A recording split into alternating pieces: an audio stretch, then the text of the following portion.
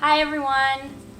Today I wanted to share with you guys the 10 oldest plants in my collection. Most of the plants that I'll be showing you guys today were purchased in early 2019, and I believe one of them I got in 2018. So let's go ahead and start with the first plant. So the first plant I'm going to talk to you guys about today was actually the first plant I ever bought myself, which was back in fall of 2018. I got a big white bird of paradise from IKEA. They were having a 30% off sale, and it was a really big bird of paradise that came with 3 growth points. Currently, I still have that bird of paradise. I've repotted him into like a much bigger, deeper pot, and I actually split that one up and gave one of the growth points to my mom, so she has that one at her home, and then I have the other 2 here. And yeah, it's a really big plant. I'll make sure to insert a photo of it on the side here. It takes up a lot of room in my place, but I love it. It's a very sentimental plant just because it was the first plant purchase I made for myself. So the second plant I'm going to share with you guys today is probably the plant that really kind of started my plant obsession.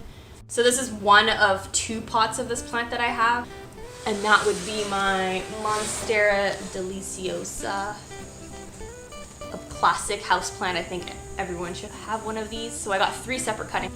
One I bought off Kijiji for like 10 bucks, and then another one I got from my aunt. And then this one in particular was and this is my large form Monstera, is a cutting that I received from my best friend. And they were all cuttings, tiny leaves, and they've grown into these big guys over 2 years. I'll insert a photo of the other Monstera deliciosa I have, and that one's made up of 2 of the small form cuttings that I got. But yeah, this is a plant that I believe everyone should have in their collection. It's such like a statement piece, especially when they get really big and they kind of take over. So yeah, this is another one of my oldest plants. So the third plant I'm going to talk to you guys about today is another plant that I got as a cutting from my aunt, and it was like a single vine, and that would be this jade / golden pothos. I believe it was a golden pothos, and it kind of like reverted to more of a jade, so there's not that much gold variegation in this plant. But yeah, I got this plant from my aunt in the winter of 2019, and it grows so fast. I've restarted this plant so many times. Originally it was like a couple vines climbing up a bamboo pole, and then eventually I cut that up and then had it growing on a trellis. So I'll insert a photo of what that looked like. And then I cut that up completely and propagated a bunch of them in water, and then now I have it climbing a broomstick pole. So it was basically down to like here when I restarted this plant, and I believe this was this summer, and then this is all the growth that happened to it in like less than a season. But yeah, it's a fast growing plant, very easy. I recommend this to any beginner plant parent because it just grows so fast, and you can do whatever you want with it. You can have it climbing or trailing, and it looks great. Next plant I'm going to talk to you guys about is a plant that I actually don't really like and I'm trying to get rid of, but it is one of the oldest plants in my collection, and that would be this coffee plant. I really love coffee, so when I found out that coffee actually came from a plant, I was very excited, and I was like, oh, I'm gonna get myself a coffee plant, and maybe it'll make coffee beans. But that's very unlikely given the growing conditions I have this plant in. So yeah, I got this plant, I think summer or spring of 2019, from a local coffee bean roaster. They're called Green Merchant of Coffee, and they're located in like on the east end of Toronto. And so they were selling like a bunch of coffee plants there one day when I went to get coffee, and I saw it and I was like, oh, $10 for a coffee plant? I'm gonna get it. And there was actually 3 plants in this, but only one of them made it. But yeah, I have this guy in a coffee planter because I think that's funny. But it's okay. I'm not a big fan of this plant, but it is one of my oldest plants. I might get rid of it soon. I believe we're at plant number 5, which is a Phalaenopsis Orchid. These are just like the no ID ones that you get at grocery stores. But my mother gave me this. She has a large collection of like no ID grocery store orchids that she grows on her south facing sill.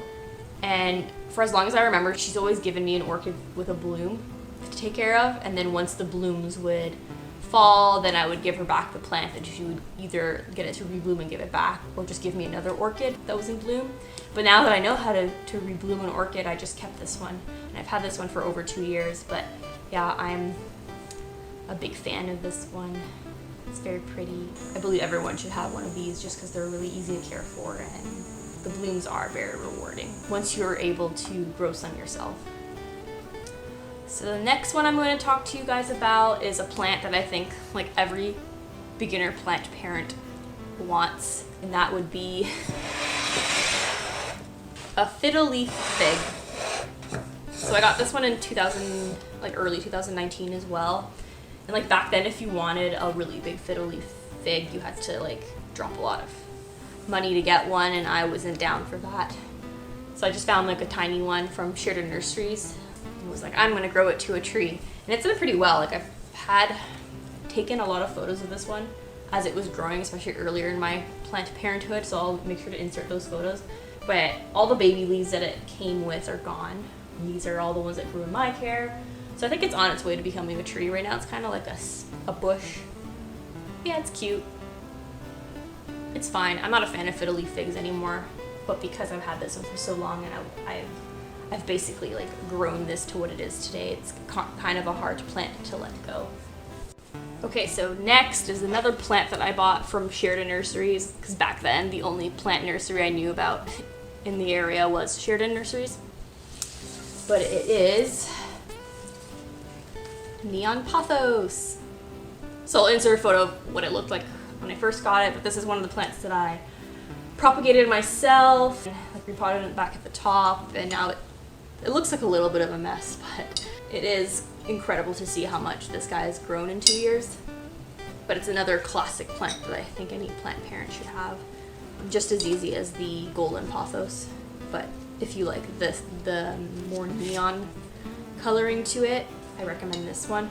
This one's also variegated, I think. I thought maybe it was like a nutrition deficiency, but the variegation hasn't been actually pretty consistent. So it's kind of like a golden pothos gold, but in the neon pothos. So it's really cool. So I have this hanging on a west facing window on some handmade macrame.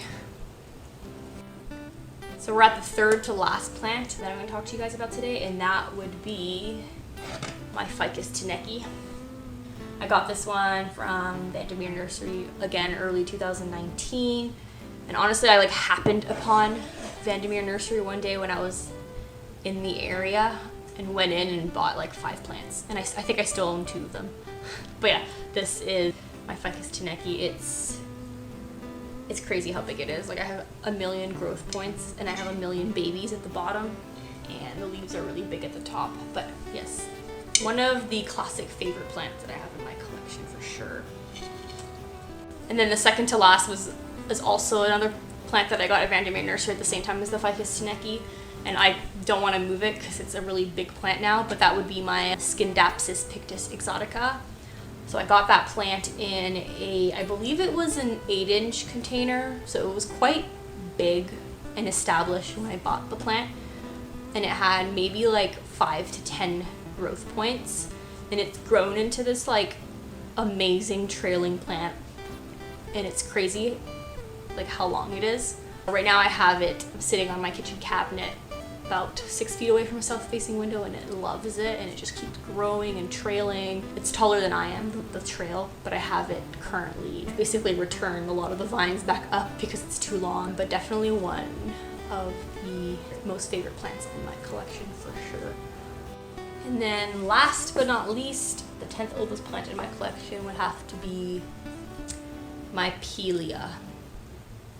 I actually can't pronounce the second word in the name, so I'm not gonna, it's the pepperoni plant, okay? It looks like little pancakes. But yeah, I got this one as like a tiny baby. I'll again insert a photo of what it looked like when I first got it, and it's grown to this. Perfectly round, I love it. I struggled with this plant too when I first got it because I just found that it didn't really grow, but then I repotted it into a bigger pot. I started giving it just distilled water. But yeah, so I hope you guys enjoyed seeing the 10 oldest plants in my collection. This was kind of like a fun one to make for me because I actually had to make a list of all the plants that I thought were like my oldest plants, and then I had to go through my Instagram and my photos to find out they were actually my oldest plants. Thanks for watching. Hope you enjoyed it.